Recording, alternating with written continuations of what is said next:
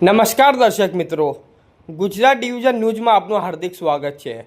સમાચાર છે પાવાગઢ ખાતે ચૈત્રી નવરાત્રિ આઠમના દિવસે પાણીની ગંભીર સમસ્યાના કારણે અંતરક્ષેત્ર બંધ રાખવું પડ્યું હતું, જેના કારણે હજારો ભક્તોને મુશ્કેલીનો સામનો કરવો પડ્યો હતો।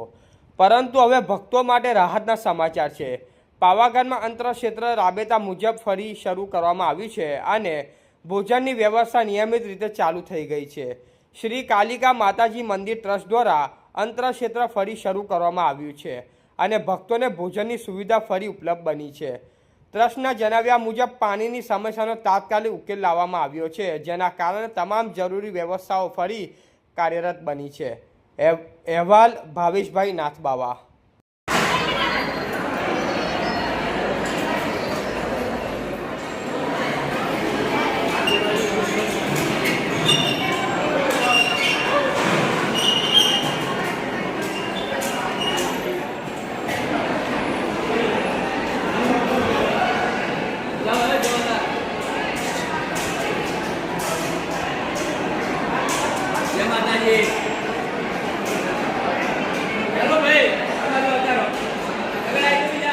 ચેનલને લાઈક, શેર અને સબસ્ક્રાઇબ કરવાનો ના ભૂલશો। ધન્યવાદ।